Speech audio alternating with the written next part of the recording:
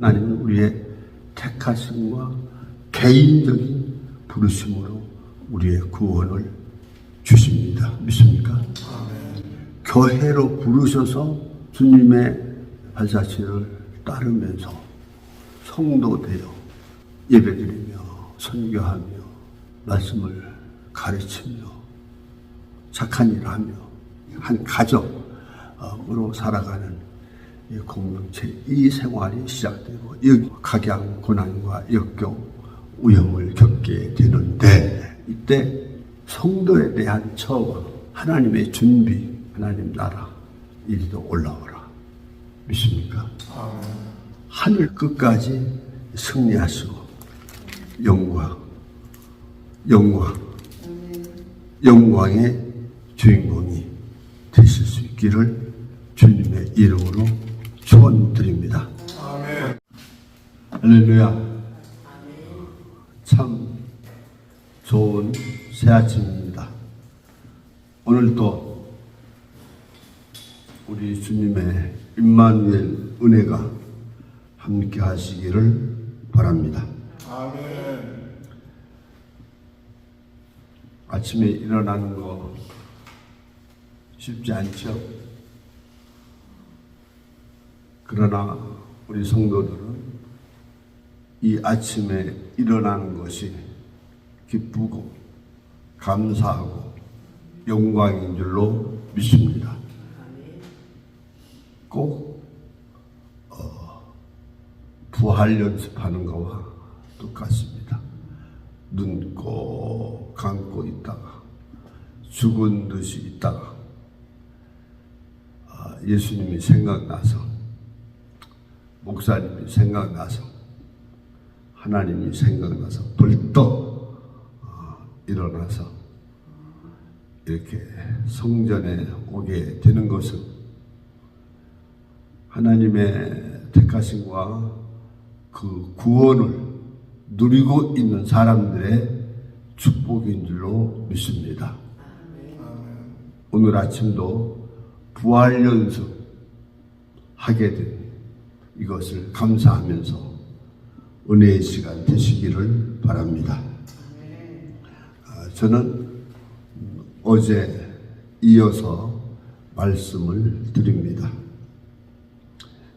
하나님은 우리를 사랑하시고 우리의 구원을 온전하게 이렇게 나타내신다고 했습니다.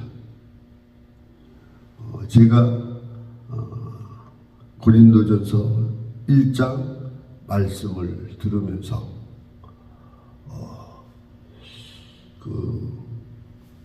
우리 주님께서 얼마나 우리를 사랑하시는가, 바로 고린도 교회 성도들이 바울 사도의 개척 선교할 때 구원을 받았어요. 바울 사도가 교회 목회할 때 하나님의 말씀을 들었고 또 하나님께 큰 구원을 누리게 됐습니다. 그들은 어느새 교회 성도가 됐고, 어떤 분은 집사도 되고, 어떤 분은 주님의 제자 성도로서 하나님의 은혜를 누리고 있었습니다. 근데 바울 사도가 새로운 선교를 위해서 에베소로 떠나갔을 때 이 고린도 교회는 말로 할 수 없는 위기에 처하게 됐다는 것입니다. 그게 무엇이냐 하면은 교회 안에서의 분쟁입니다. 여러분, 아버지 어머니가 자녀들을 키울 때 제일 마음이 아프고 속상하고 아주 기도하게 되는 그 아픔이 무엇인지 아시죠? 다른 거 아닙니다. 형제들이 싸우는 겁니다. 아들, 딸들이 분쟁하는 모습을 볼 때 어릴 때도 그렇고 자라면서 그렇고 어떨 때는 어른이 되었을 때 생각지도 않았던 일들로 인연해서 분쟁이 생길 때 부모의 아픔은 큽니다. 성경의 고린도 교회는 바울 사도의 표현대로 분쟁이 일어났습니다. 어느 표현으로 찢어지는 일이라고 그랬죠.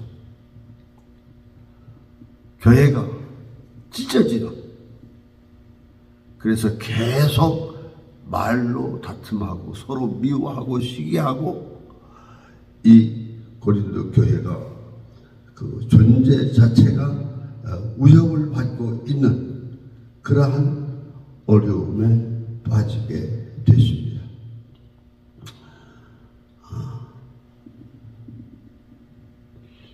이때 고린도 교회 누가 그랬다고 했죠? 글로에의 집 편에 있는 그 성도들이 너무나 교회의 분쟁으로 이전해서 시기질투, 분쟁, 아픔, 이것을 보다 못해 교회가 무너지겠구나, 교회가 끝장나겠구나, 이거 어떻게 해야지? 그래, 기도하다가 생각난 것이 개척자 바울이 생각나는 거예요. 그래서 바울에게 SOS를 친 거예요. 바울 사도는 큰 아픔을 가지고 바울 사도에 처방을 합니다. 어떤 때는 디모데를 보내기도 하고, 어떤 때는 사람을 보내기도 하고, 아니 내가 가야 되지 않을까? 근데 여기 사역은 어떻게 하지? 그래, 생각도 못해 기도하시던 중에 감동을 받고 바울 사도의 특단의 처방, 편지를 쓰게 됩니다. 편지 아무에게나 쓰나요? 여러분들 요새 편지 얼마나 하고 계세요? 바울 사도는 자기의 사랑, 자기의 자부심, 자기의 자랑이 고린도 교회의 찢어짐과 분쟁, 이것으로 인한 존재 위협을 받고 있을 그때에 편지를 쓰게 됩니다. 첫 번째 편지가 뭐죠? 고린도 전서죠. 두 번째 편지 고린도 후서죠. 이렇게 두 번째 편지를 보내는데, 거기에 이 고린도 교회 성도들이 이 편지를 받고 진짜 새로워지기를 원합니다. 그 기대는 이러한 것이었을 것입니다. 하나님께 구원의 감사가 일어나도록 하나님의 특별한 사랑, 하나님의 특별한 계획, 하나님의 특별한 그 의도를 알라는 거죠. 그러면서 하나님 앞에 감사할 수밖에 없도록 그렇게 하고 싶은 거예요. 하나님 앞에 회개할 수밖에 없도록 말씀을 하시는 거예요. 그러니까 원위치로 돌아서는 거죠. 궤도가 벗어났고, 또 교회가 이렇게 자기 일을 하지 않고 저들끼리 싸우면서 아무것도 교회 기능을 감당하지 못하는 거예요. 성도 기능을 감당하지 못하는 거예요. 교회 사명 감당하지 못하는 거예요. 돌아서라 그거죠. 원위치 해라. 그래서 원위치 하는 회개를 기대하고 이러한 편지를 쓰게 됩니다. 교만은 싸움을 일으킵니다. 겸손하고 하나님 앞에 겸손하고 말씀 앞에 겸손하고 하나님의 축복 앞에 겸손해지는 그것을 기대하고 이 편지를 쓰게 됩니다. 그래서 바울 사도가 선택한 것이 하나님의 부르심에 대한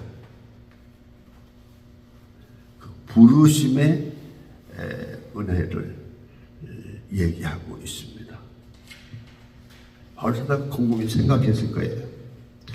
어떻게 해야 고린교회 성도들이 감사할 수 있을까? 회개할 수 있을까? 겸손해질 수 있을까?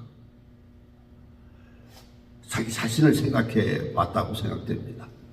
내가 하나님 앞에 개혁본지가 되는 말이 있다면 그것이 무엇일까? 부르심이라는, 하나님의 부르심이라는 생각이 떠올랐어요. 하나님께서 자기를 부르신, 예수 그리스도께서 친히 자기를 부르신 부르심을 생각하면 자기는 감사밖에 없는 거예요. 자기의 죄인됨과 자기의 연약함을 회개할 수밖에 없는 거예요. 바울 사도는 주님께서 자기를 찾아오셔서 친히 부르신 그 부르심을 생각만 해도 겸손할 수밖에 없는 그러한 자기 자신을 알게 됩니다. 이래서 바울 사도의 고린도 교회를 향한 처방, 교회가 분쟁하고 그래서 아무 일도 하지 않고 성도들이 교회가 궤도에서 벗어났을 그때에 기억해야 할 첫 번째, 하나님은 나를 개인적으로 부르셨다. 특별히 계획을 갖고 부르셨다. 목표를 정하시고 부르셨다. 나의 과거를 묻지 않고 나의 악함, 나의 불법적인 하나님 앞에서 책망받고 저주받을 수밖에 없는 그러한 죄인인 상태 그대로를 부르셨다 라고 부르심을 얘기합니다.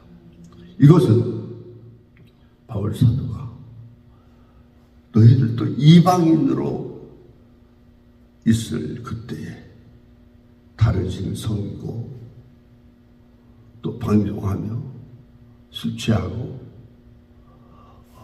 어둠 속에 헤매이고 있을 그때에 사람답지 못하고 하나님을 알지 못하고 계명도 알지 못할 그때에 하나님이 개인적으로 너들을 부를 때 그때를 생각해라. 따라서 합시다. 너희를 부르심을 보라. 너희를 부르심을 보라. 나의 부르심을 한번 회상해 봐라. 하나님의 뜻을 따라 부름받았지 않았느냐. 하나님이 그의 종 일꾼으로 사도로 세우기 위해서 부르시지 않았느냐. 하나하나 개인적으로 특별 사람, 특별 계획, 특별 은총으로 택하시고 부르신 거 아니냐? 말씀합니다. 그리고 이 부르심이 고린도 교회라고 하는 하나님이 따로 부르신 부름, 그 공동체 안으로 오게 해서 하나님을 알고 예수님을 믿게 하지 않았느냐.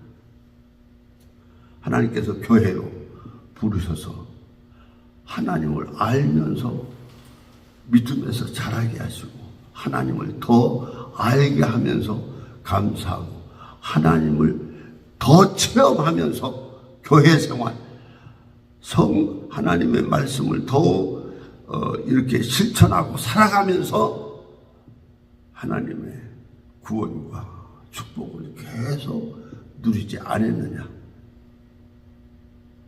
하나님의 두 번째 부르심, 성도가 된 것이 얼마나 귀한지 아냐.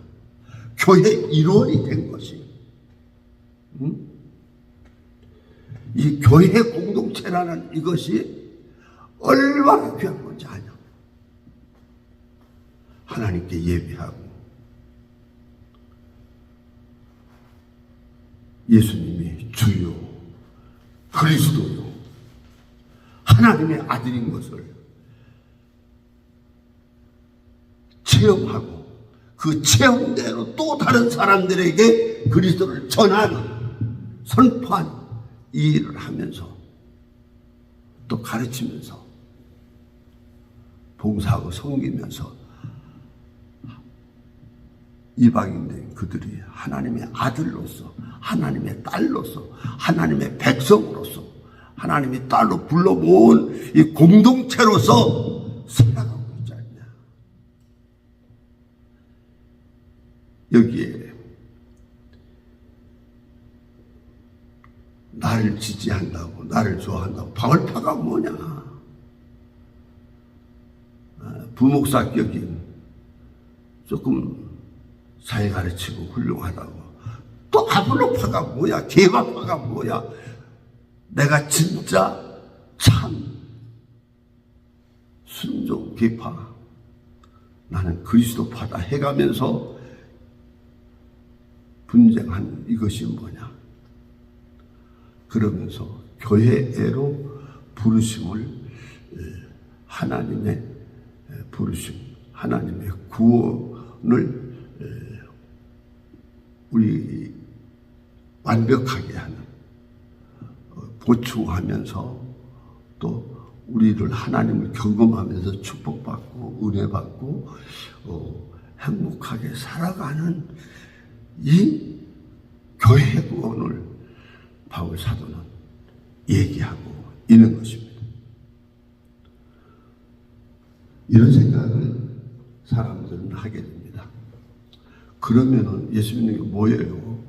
개인적으로 하나님의 계획과 뜻에 따라 부름을 받아서 그 부르심이 굉장히 크고 위대하고 귀하다고 하는데,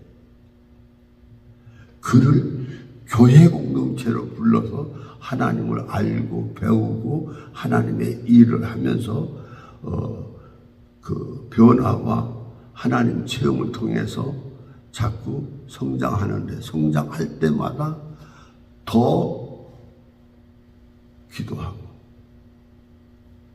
더 많이 예배드리고 희생하고 봉사하고 모든 것을 투자해서 전도하고 또 사랑의 일, 봉사, 수고를 하면서 살다 보면 우리 기독교인들은 더 고생하는 거 아니에요? 예수 믿으면 쉼이 쉬어진다고 그랬고, 더 자유로워진다고 그랬고, 더 축복을 준다고 그랬고. 근데 끝장은 이게 뭐예요? 이러한 성도들에게 바울 사도의 편지 내용은 정말로 놀라운 것입니다. 그래, 맞다. 하나님이 부르시고 교회 해온 교회 공동체가 되게 하셔서 우리가 예수님 십자가 지고 예수님 발자취를 따르며 주님이 명하신 명령을 순종하면서 살다 보니까 새로운 땀 흘림, 새로운 고생, 어떻게 보면 새로운 투자, 끝이 보이지 않는 그 고생스러운 가시밭길 같은 시련과 눈물과 고통과 그 엄청난 충성이 따르지 않나? 그 충성, 그럼 그러다가 끝이냐 그거죠? 아니다 그거죠. 하나님의 부르심의 사랑은 첫째, 택하여 개인적으로 부르시고 교회로 불러서 구원을 확정시키며 누리게 하시고, 그래서 하나님 예수님을 더 알고 성경을 더 알아서 깨달아가며 살게 하시고, 그렇게 살다 고생하고 어떤 사람은 예수 믿다가 죽기도 하고 돌에 맞아 죽기도 하고, 어떤 사람은 핍박받아서 참 눈물 한숨으로 세월을 보내면서 고생만 쭉쭉 하는 목사가 있고 목사님이 계시고 장로님들, 권사님들, 집사들 뭐해요? 여기에 대해서 바울 사도는 이것이 끝이 아니다. 따라서 합시다. 이것이 끝이 아니다. 개인적인 부르심이 끝이 아니다. 교회애로 불러서 충성봉사 희생, 십자가를 지는 이 생활이 끝이 아니라는 거죠. 그럼 뭡니까? 여기에 바울 사도는 최고의 처방, 하나님의 사랑을 얘기합니다. 여러분, 하나님의 사랑을 믿으시기를 바랍니다. 택하신 사랑을 믿으시기 바랍니다. 교회로 부르신 하나님의 사랑을 믿으시기 바랍니다. 세 번째, 주께서 우리를 하나님 나라, 예수님 나라, 그리스도의 왕국 그쪽으로 부르시는 부름에 세 번째가 남아 있다는 것을 믿으시기 바랍니다. 이것은 바울 사도가 가르치는 처방이면서 하나님의 처방입니다. 그때가 옵니다. 그때가 7절에 보니까 너희가 모든 은사에 부족함이 없이 어디에서 교회 생활하면서 은사에 부족함이 없어요. 근데 이때 우리는 세 번째 하나님의 부르심을 기다리면서 사는 자들이라 이거죠. 뭐라고 됐어요? 예수 그리스도의 나타나심을 기다림이라. 주님의 재림이죠. 주님이 오심을 기다리는 존재들이 우리들입니다. 그때가 언제냐? 8절. 주께서 너희를 우리 주 예수 그리스도의 날에 그리스도의 낙이 있다는 것입니다. 그때 주님께서 우리를 다시 새롭게 부르실 그때입니다. 고통에서, 순교에서, 심지어는 죽음에서 가진 시련과 그 핍박, 고난 그 속에서 주께서 그의 나라로, 그의 품으로, 그의 왕국으로 우리를 부르심의 때가 남아있다는 사실입니다. 9절에 너희를 불러 우리를 교회로 부르시고 개인적으로 하나님의 목적과 뜻이 있으셔서 그의 뜻대로 우리를 그 목사로, 장로로, 권사로, 집사로 이렇게 불러서 그의 아들 예수 그리스도 우리 주와 더불어 교제하면서 사는 이 교회 생활은 정말로 하나님의 미쁘십니다. 우리의 구원이다. 하나님의 축복이다. 성도 여러분, 지금 예수 믿는 게 힘듭니까? 언제 끝나는가? 지금 그저 그 회복의 날 어떻게 이거 안 끝나나? 이거 내가 예수 그만둬야 되지 않나? 교회 끝내 이거 끝장내야 되지 않나? 교회 가는 거. 이거 언제까지 목사님 말 듣고 언제까지 내가 이 고생하고 이 십자 가지고 그 예수님 말씀 배우고 듣고 따르면서 내가 살아야 되지. 여기 하나님의 처방이 있습니다. 바울 사도 목회자가 확실하게 제시한 처방이 있습니다. 그것은 주님께서 그의 나라로 우리를 부르실 계획을 갖고 계시다. 그리스도의 날이 있다. 그가 나타나신다. 라고 말씀을 하십니다. 오늘 이 말씀을 깊게 묵상하면서 하나님의 구원은 이렇게 결국은 완벽하게 온전히 해피엔드로 우리를 인도한다고 하는 사실을 의심 없이 믿으시기를 바랍니다. 자, 그러면 이것을 실감나게 하는 말씀을 한번 찾아보겠습니다.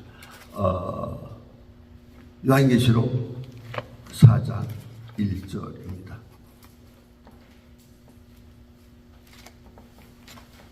네, 찾아보세요. 요한계시록 제가 몇 장이라고 했죠? 4장 1절입니다.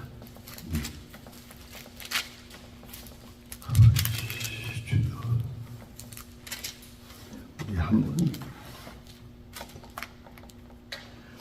보시겠습니다. 이 일 후에 내가 보니 하늘에 열린 문이 있는데 내가 들은 바 처음 내게 말하였던 나팔 소리 같은 그 음성이 이르되 이리로 올라오라. 이후에 마땅히 일어날 일들을 내가 네게 보이리라 하시더라. 아멘. 우리는 바울 사도가 또 베드로가 모든 사도들이 하나님의 택하심과 부르심에 대한 이야기와 교회애로 인도하셔서 하나님께 충성해야 될 것과 또 세 번째 결국 앞으로 있을 우리에게 좋은 날 그리스도의 왕국 하나님 나라에 대해서 한결같이 가르치고 있습니다. 그래서 우리는 주의 택하심과 부르심에 대한 믿음, 교회애로 우리를 인도하셔서 예배하고 선교하고 말씀 배우고 사랑 실천하고 형제같이 살아가는, 그래가면서 주님의 십자가, 주님의 몽해를 지고 그것을 주님이 먼저 지셨기 때문에 믿음으로 하면은 정말 가볍고, 그때마다 하나님이 함께 하시는 증거와 체험을 누리면서 우리 결국 때가 되면 우리가 죽어서, 아니면 순교해서, 아니면 늙어서, 아니면 우리의 삶의 어떠한 과정 속에서 결국 우리의 끝은 하나님 나라에로 부르심을 받는다. 믿습니까? 예. 여기 이 말씀을 조금 깊게, 조금 자세히 한번 생각해 보겠습니다. 4장 1절 펴셨죠? 예. 이 일 후에 내가 보니, 이 일 후에가 뭐예요?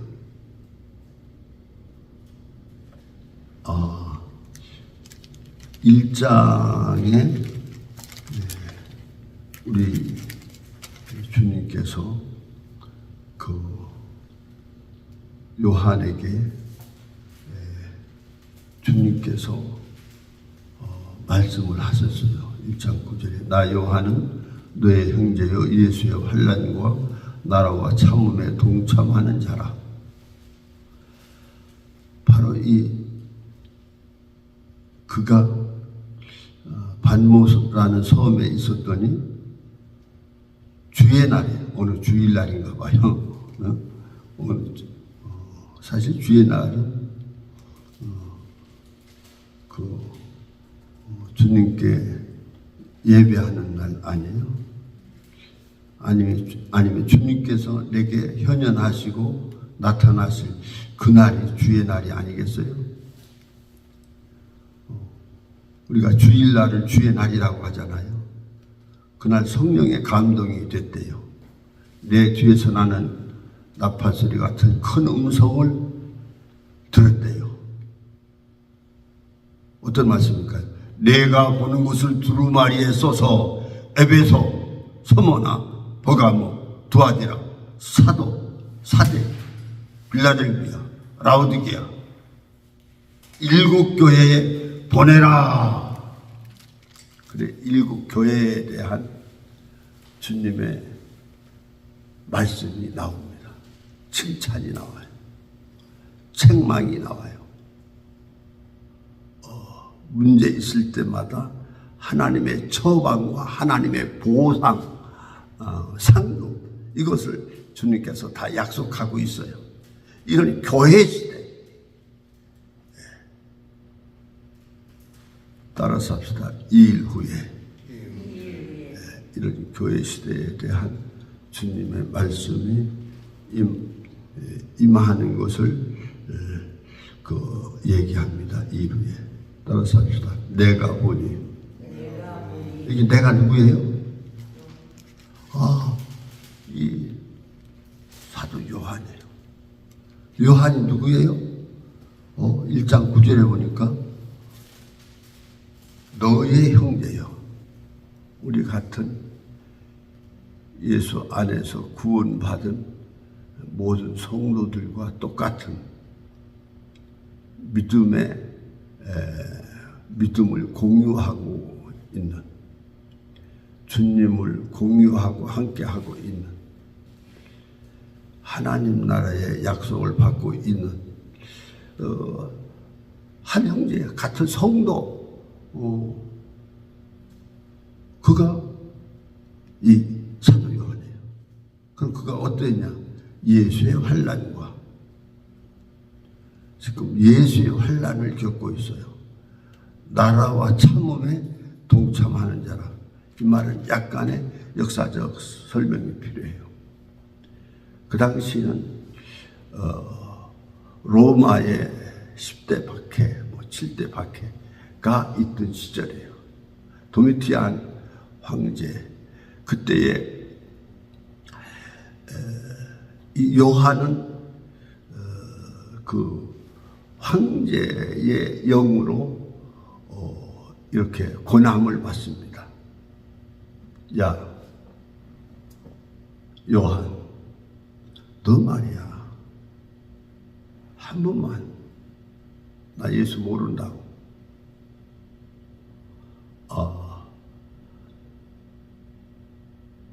로마 황제는 모든 로마 사람들이 생각하고 있습니다. 어떻게? 신의 아들이라고. 그가 정복하고 자유를 주거나 빼앗거나 이렇게 할 때 이것은 신의 아들의 구원과 축복으로 얘기를 하고 있습니다. 그래서 모두가 신이라고 하는 거예요. 그런데 예수 믿는 사도들, 그 쪼그레기 같은 신자들도 절대로 가이사가 신일 수 없다는 거예요. 가이사가 신의 아들이 아니라는 거예요. 신의 아들, 하나님의 아들은 예수라는 거예요. 또 그들은 그들의 왕은 예수라는 거예요. 그들의 나라는 로마 통치에 있지만은 하나님 나라라는 거예요. 그러니까 또 한 번 예수 잠깐 놓고 나한테 내가 그리스도라고, 신의 아들이라고 한 번만 해. 그러면 너 그 목회도 계속하고 전도도 계속하고 내가 살려줄게. 이 얘기예요. 이것이야말로 요한 사도에게는 엄청난 시험이고 고난이고 위기였어요. 그러나 사실 요한에게 그까짓 게 아무것도 안 돼요. 왜? 예수님이 하나님의 아들, 그의 부르심을 받고 사도가 됐고 영광스러운 그의 몸된 교회의 성도로서 하나님의 아들로서 하나님의 백성으로서 살아가고 있고, 또 그 예수 그리스도가 자기를 부를 때 세 번째 부르심, 오라고 하실 때가 있다는 거야. 그것을 기다린다는 거야. 도미티안 황제와 그의 군속들에 대한 어떤 것도 귀에 하나도 들어오지 않습니다. 그래서 나는 그럴 수 없다. 예수님만이 교회 모든 성도들이 고백하신 그분이 주시다. 그분이 예수 구원이시다. 그분이 그리스도, 그분만이 왕이시다. 이거예요. 그럼 지금 이 얘기는 뭡니까? 이거예요. 그래, 내 왕이 너를 어떻게 하나? 내가 자유도, 그 감옥도, 모든 것도 내가 주관하는 왕이니 한번 맛을 봐라 하고 쫓아 보낸 것이 인적이 거의 없는 탄광총 같은 아주 힘든, 사람 살기에 힘든 그곳으로 이렇게 유배를 보내요. 그래 지금 여기 유배되어 왔다는 그 말입니다.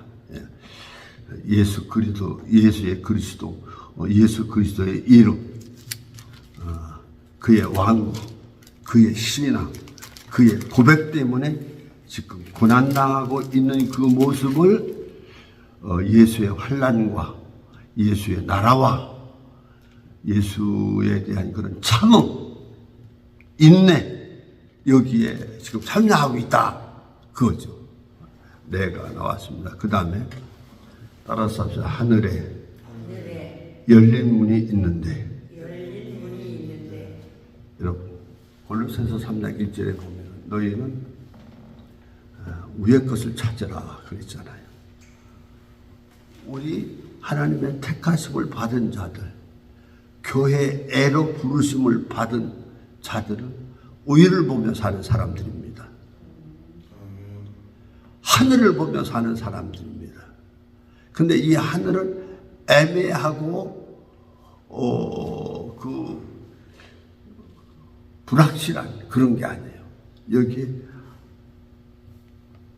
이렇게 말합니다. 따라서 하늘에 열린 문이 있는데,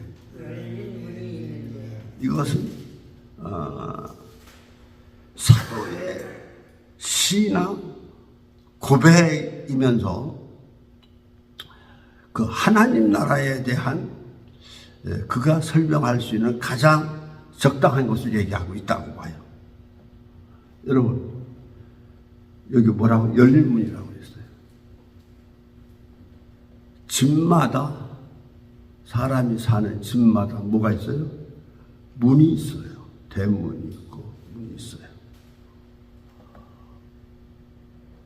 왕과 모든 백성들이 살고 있는 나라마다 뭐가 있어요? 다 문이 있어요. 관문이 있어요. 그래서 우리들도 외국에 가면은 그 비행기를 타건 배를 타건 뭘 타건 결국은 그 나라의 문을 통과해서 가는 거예요. 이게 하늘에 문이 있다는 말은 구체적인 하나님 나라, 여기 이것을 말합니다. 왜? 문이 있으니까. 하늘나라에 문이 있다는 거예요. 자기는 그것을 보고 있다는 거예요. 그것을 믿는다는 거예요. 자기가 그 고난, 역경, 생명의 위협을 받고 있는 가운데 우위를 딱 쳐다보니까, 따라서 우위를 쳐다보니까, 바라보니까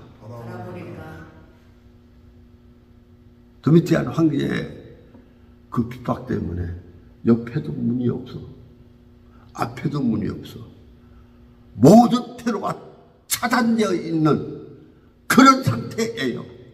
그런데 하늘을 보니까 이 사도에게 열린 문이 있어요. 우리에게, 여러분 목사님들에게 열린 하늘문이 있는 것을 믿으시기 바랍니다. 모든 성도들은 들으십시오. 이 말씀을 보십시오. 그리고 믿으십시오. 하늘에 열린 문이 있습니다. 어떤 사람은 그래요. 아니, 하늘나라가 얼마나 크고 대단한 거에 따라서 그 문도 대단할 텐데 하늘의 문이 어떻게 열리냐고. 하나님의 능력과 그 지혜와 그것을 믿는 사람들은 걱정할 필요가 없는 거예요. 저는 이 성경을 읽으면서 제가 한번 호텔 앞에 문을 가다가 한번 빨리빨리 가다가 너무 빨리 가다가 유리에 부딪혀서 코피 터질 뻔한 적이 있어요. 유리가 너무 깨끗해서 그냥 가는데 꽝 하고 창피하고, 그러고 조금 기다리니까 쫙 열리는 거야. 요사이 문 앞에만 가면 자동으로 열려. 그래서 와, 이거구나. 하나님 나라도 그의 택한 백성이, 인침받은 자들이 하나님의 교회 안에서 부름을 받고 자라는 그들이 앞뒤 좌우 다 차단당하고 맥혔을 그때에 하나님을 바라고 하나님 나라를 믿으며 이렇게 의를 바라보고 기도할 때 하늘 문이 열리는 줄 믿으시기 바랍니다. 하늘이 열립니다. 야곱에게도 열렸어요. 믿습니까? 베드로가 자기 집 꼭대기에서 기도할 때 하늘이 열렸습니다. 구약시대에도 선지자들이 하늘문이 열리는 것을 보았습니다. 에녹은 하나님 나라에 올라갔다고 했는데 하늘문이 열리니까 들어가지는 거 아니에요. 그렇잖아요. 하늘문이 열립니다. 이게 하나님께서 예수 안에서 믿고 예수 그리스도를 위하여 삶을 살고 소망을 거기에다 두고 사는 사람들에게 하나님께서 주시는 마지막 부르시는 줄로 믿으시기 바랍니다. 하늘문이 열려요. 그 다음에 보시죠. 열린 문이 있는데 내가 들은 바 이 요한이 들었어요. 뭘 들었나? 처음에 내게 말하던 나팔소리 같은 그 음성이 1장에 하나님의 계시가 요한에게 임할 때에 1장 12절 아니 1장 9절 10절 주의 날에 내가 성령에 감동되어 내 뒤에서 나는 나팔소리 같은 큰 음성이 들리니 그 음성하고 똑같은 음성이에요. 문이 열렸는데 구경만 하는 우리 하늘문 열렸을 때 구경만 하는 자들이 아닌데 놈이십니다. 구경만 하는 자. 이때 그 음성이 아까는 에베소서 사피라 7 교회의 한 말씀인데 이것은 요한 사도 개인에게 고난당하고 죽음의 위협을 받고 귀하고 왔고 그저 인생 다 끝나고 예수 믿다가 망하고 사도 예수님 제자 돼서 다 끝장나고 망하는 것 같은 그때에 하늘문이 열리고 위에서 큰 음성이 나서 따라서 이리로 올라오라. 와.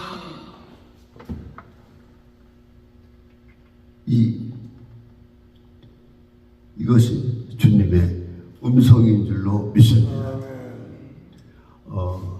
물론 시간차와 그 내용은 조금 다를 수가 있어요.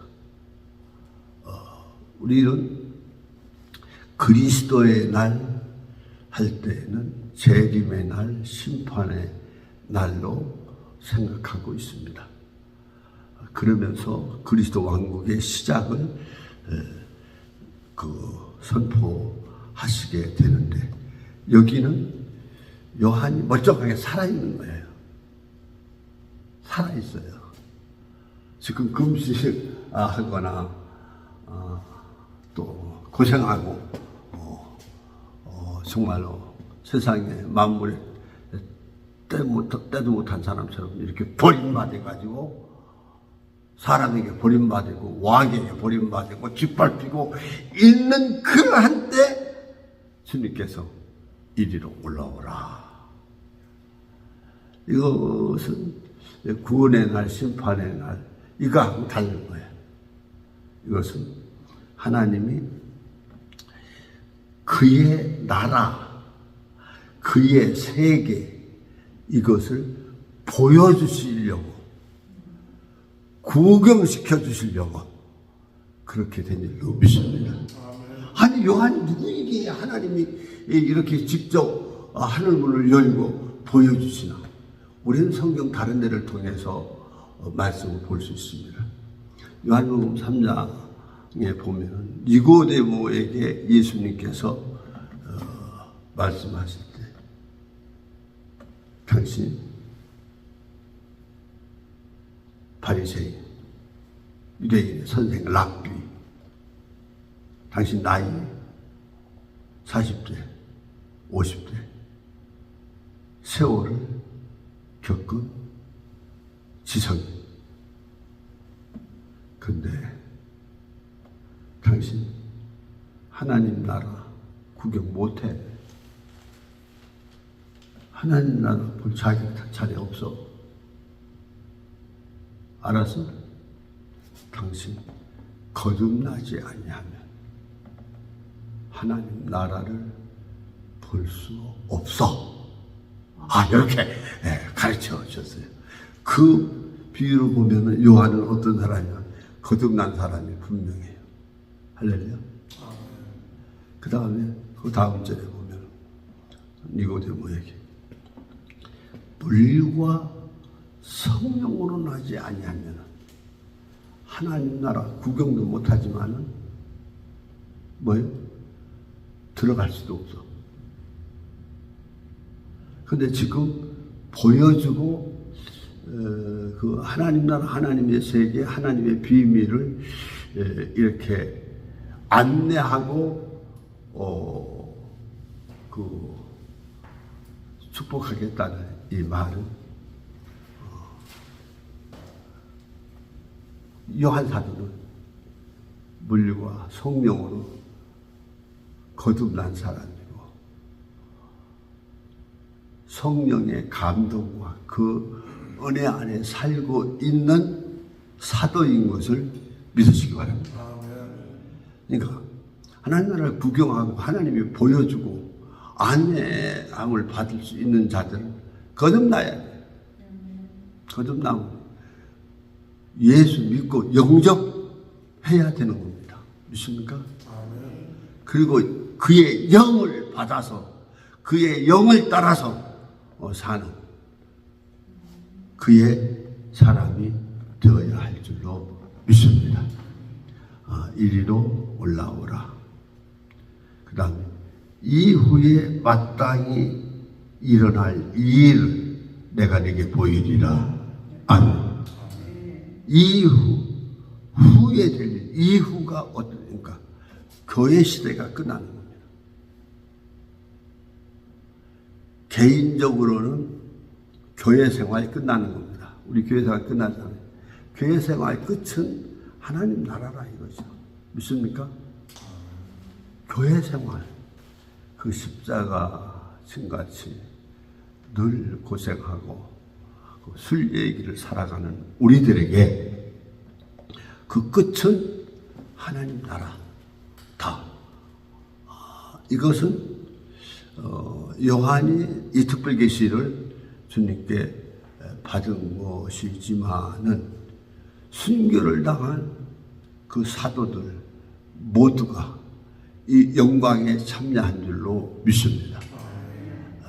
그리고 또 믿음 안에서 이 교회 안에 부름을 받아서 주님의 몸된 교회 안에서 교회를 위하여 교회 공동체의 그 생명과 그 형제들과 그들과 함께 주님의 십자가의 길을 걸은 모든 자들에게 그 하나님의 처방 마무리는 하나님 나라 믿으시기 바랍니다.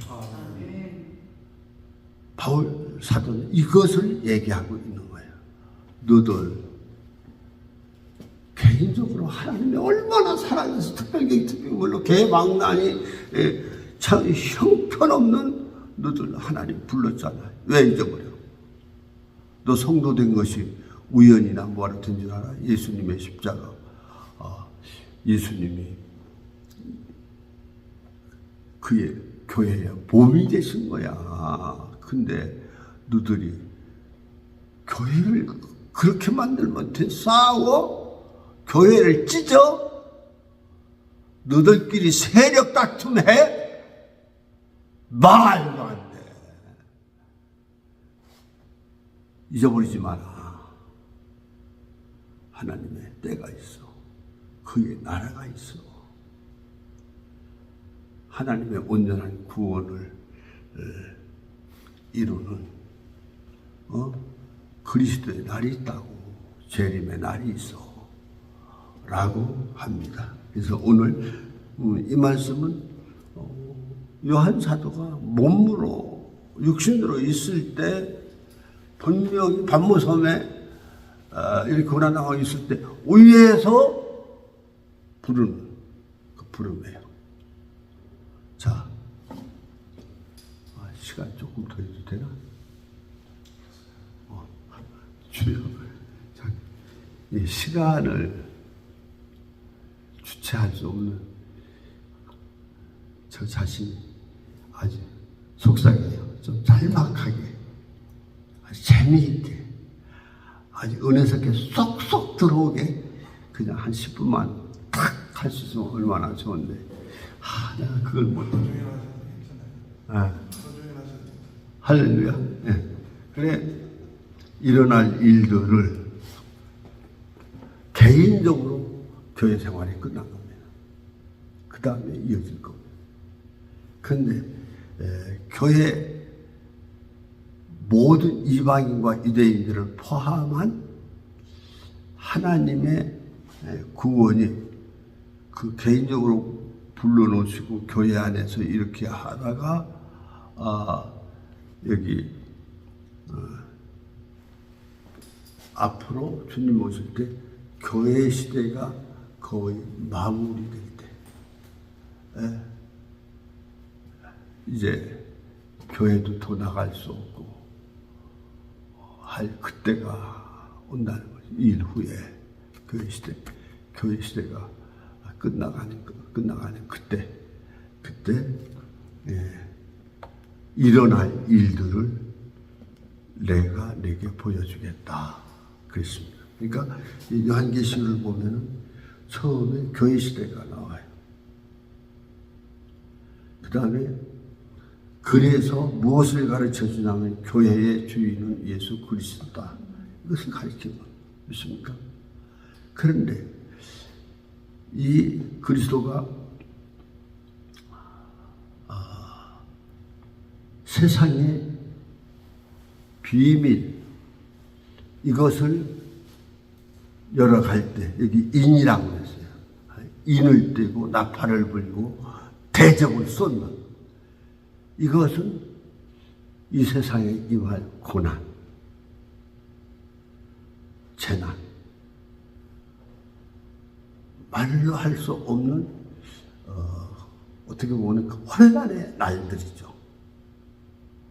그것을 왕 대신 그리스도가 인을 뗄 때, 천사들 통해 나팔을 불게 할 때, 재난의 대적을 엎어버리고 이럴 때 세상에 펼쳐지는 것입니다. 이게 무슨 말입니까? 역사도 내 안에 있다. 이 세상에 교회도 주님이 주인, 역사도 주님이 주관하고 섭리하시고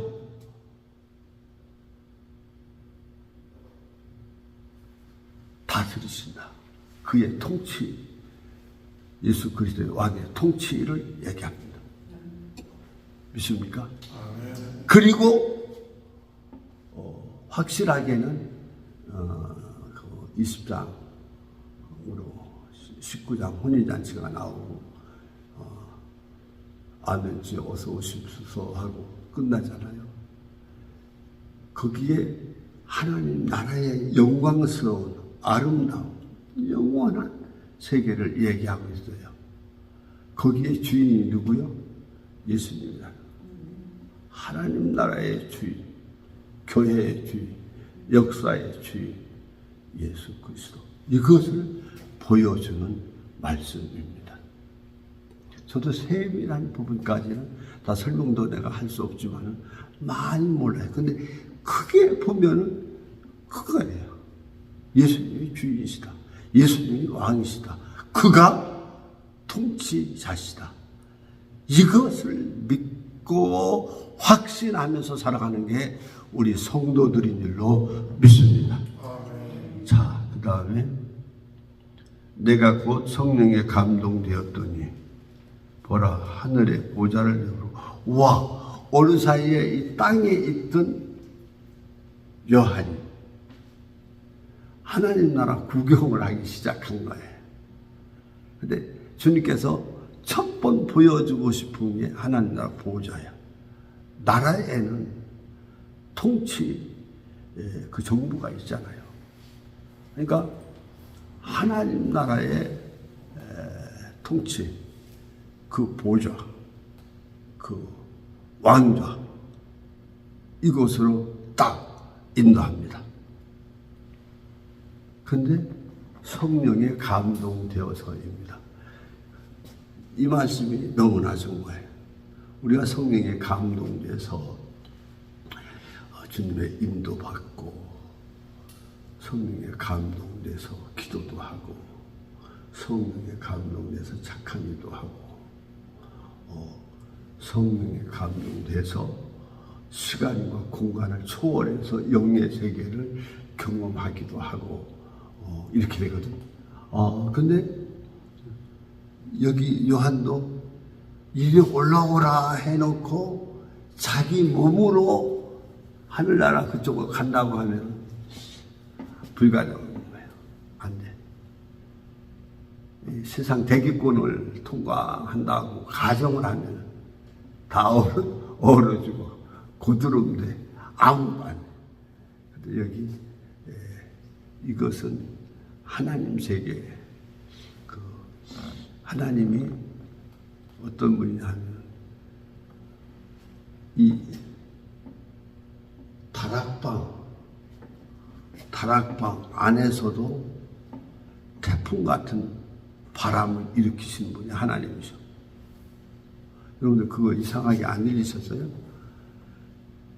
바가 다락방에 110명이 있는데 바람 같은 성령이 바람 가능해. 원래 대기의 온도 차이나 이런 거에 따라서 움직이고 뭐 이 지구의 엘니뇨 현상 뭐 현상 뭐 어쩌고저쩌고 이렇게 쫙 펼쳐지는데 우와 난 그게 그렇게 의심스럽고 이게 말이 되나. 방 안의 태풍 방 안의 바람 와 이게 근데 내가 그 개척할 때 그 회개할 그 고난 속에 내가 그 바람을 화장실에서 경험해서 이 얘기하면 또 30분이 흘러가. 그러니까 얘기할 수가 없어. 나중에 이 다음에 또 와야죠. 그래서 그렇구나. 여기 성령의 바람. 하나님은 시간을 초월한다고 그랬잖아요. 공간을 초월한다고 그랬잖아요. 능력의 초월이잖아요. 이게 영이신 하나님의 일입니다. 그래서 우리가 하나님을 영이신 하나님이라고 할 때 시간, 공간, 능력의 초월자로서의 역사입니다. 그래, 하여튼 하나님의 신에 그 감동되었어요. 하늘에 보좌를 베풀었고 보좌가 보여. 그 보좌에 앉으신 분이 있어. 여기까지만 오늘 하도록 하겠습니다. 그러면 보좌에 앉으신 분이 누구냐 그거죠. 어떻게 하겠냐 그거죠. 너무 궁금하잖아요. 네. 그 궁금한 걸 한번 보십시다. 앉으신 이의 모양이 뭐 같아? 벽옥 같아. 또 뭐 같고? 홍보석 같고. 또 무지개가 있어. 또 보좌에 둘렸는데 그 모양이 녹보석 같더라. 와, 전 이 말씀을 성경의 여러 해석자들과 말씀이 있는데 저는 제가 믿은 제 수준에서 이제 그저 믿음으로 말씀을 하는 겁니다. 분명히 이 모양은 상징적인 보석들을 통해서 그 참 보석이신, 참 보배이신 주님을 설명하고 있다고 봐요. 그래서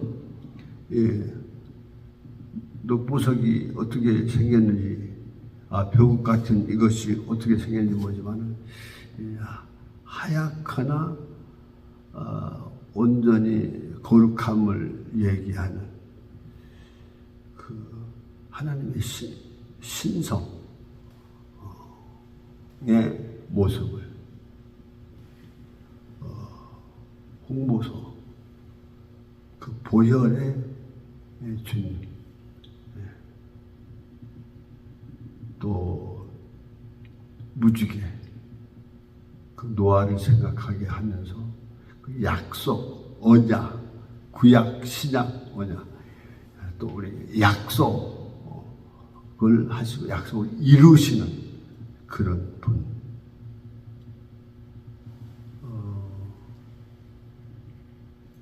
들렸는데 그 모양이 녹보석 같더라. 녹보석. 그 생명. 그래서 신성과 그 보혈의 그 생명의 약속의 언약의 주인공, 그분을 이렇게 표현하고 있다고 봅니다. 분명히 그 예수 그리스도를 그 보석으로 또 그 색깔을 통해서 이렇게 깨닫도록 하나님께서 요한에게 보여주신 줄로 믿습니다. 그러니까 여기에 다 있다. 그의 거룩함이, 그의 약속이, 그의 생명이, 그의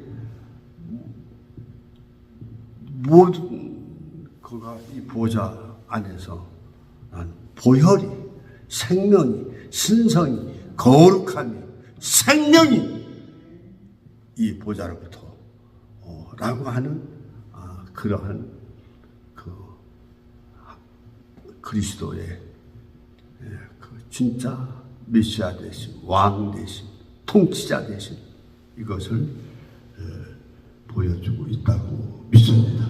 하여튼 이래서 그 보좌에 앉으신 그분이 있는데 그 보좌에 둘러앉은 24보좌들이 있고 이것은 24보좌들은 이스라엘에 뽑혀진 12제자, 12지파, 또 신약에 뭐 12사도, 뭐 이랬는데, 그래서 제가 그저 깨닫기에는 하나님 앞에 구원받은 자들 중에 대표자들, 그 지구가 어떤지는 모르겠어요. 하여튼 보좌에 둘러서 있는, 그래, 특별히 구원받은 자들, 그들의 대표자들이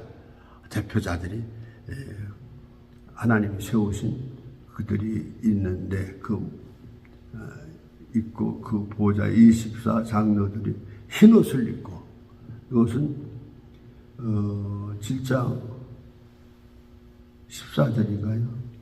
여기 보면 우리 주님의 구속 피에 젖은, 그러니까 회개하고 제사함을 받은 자들이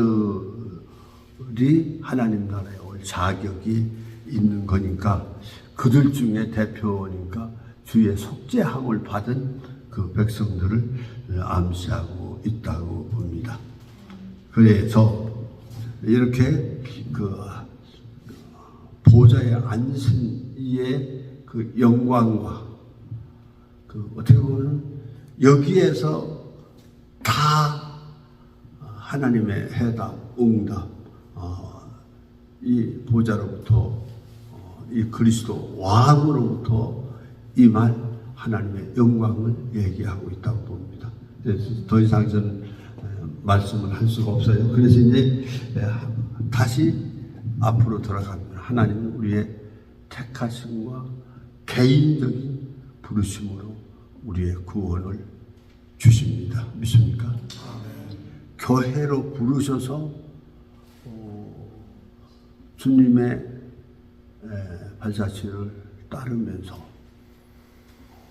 성도 되어, 제자 성도 되어 예배드리며 선교하며 말씀을 가르치며 착한 일을 하며 정말로 어떤 이방인들도 그리스도 안에서 한 형제, 한 가족으로 살아가는 이 공동체, 이 생활이 시작되고 여기에 사탄이라는 원수 마귀가 있고 대적이 있고 우리를 괴롭게 하니까 이들과 싸우면서 돌파하면서 나가다 보니까 십자가 고난이 우리에게 있죠. 그러니까 어떻게 보면 우리가 순교도 하게 되고 또 각양 고난과 역경 위험을 겪게 되는데 이때 하나님이 성도에 대한 처방, 하나님의 준비, 그게 하나님 나라 이리도 올라오라. 믿습니까? 아멘. 하늘문 열립니다. 우리 우위를 바라보며 살고 이 소망 가운데 어떤 역경과 어려움이 있다 하더라도 소망 가운데 끝까지 승리하시고 영광의 주인공이 되실 수 있기를 주님의 이름으로 축원드립니다. 아멘. 제가 항상 부르는 하나님은 나의 목자시니 한번 568장 부르고 축도로 마치겠습니다. 하나님은 나의 목자시니 내게 부족함이 없으리로다.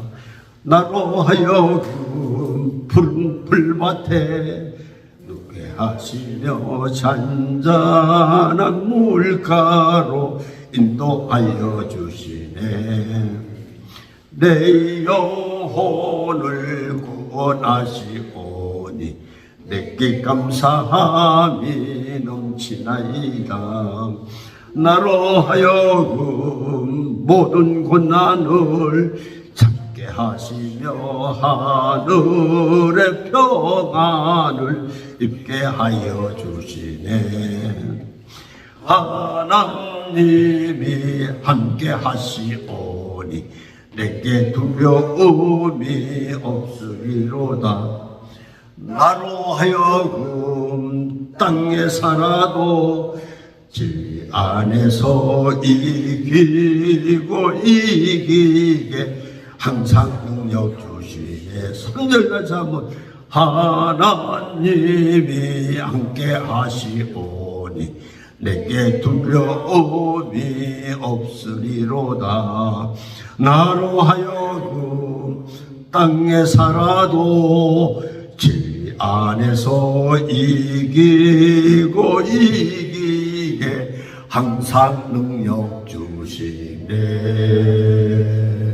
할렐루야. 아멘. 고마우신 하나님, 오늘 새벽에 부활 연습하는 것처럼 우리 잠에서 깨워주시고 하나님의 말씀을 받음으로 하나님의 위로와 하나님의 사랑과 하나님의 영광의 계획을 우리가 받으면서 다시 한번 영혼을 일깨우게 하시니 감사합니다. 우리의 삶과 우리의 직분과 우리의 맡은 여러 세상에서의 우리 일터의 그 일꾼이 정말로 말씀 안에서 은혜 안에서 또 하나님 중심으로 말씀 중심으로 교회 중심으로 살아야 될 것을 깨닫고 결심하게 하셨으니 하나님 감사합니다. 주여, 하나님은 세 번의 부르심의 처방 원리로 우리의 구원을 온전하게 하시고 온전히 우리의 승리와 축복과 구원을 준비하고 계심을 믿습니다. 오늘 하루도 믿음 안에서 살게 하소서. 예수 안에서 살게 하소서. 주님의 몸된 교회를 생각하며 하나님 나라의 완성함과 그 뜻의 성취를 기도하면서 살아가게 하옵소서. 우리 목사님, 사모님, 사랑하는 성도들, 줌을 통해서 하나님의 말씀을 경청한 우리 모두 하나님의 영광, 하나님의 의로, 하나님의 능력, 하나님의 축복 누리게 하옵소서. 이제는 우리 주 예수 그리스도의 은혜와 아버지 하나님의 극진하신 사랑, 성령 하나님의 감동, 감화, 내주, 교통하심이 주 안에서 이김의 삶을, 돌파의 삶을 성취하고자 하는 모두의 영원토록 함께 계시옵기를 축원하옵나이다. 아멘. 아멘.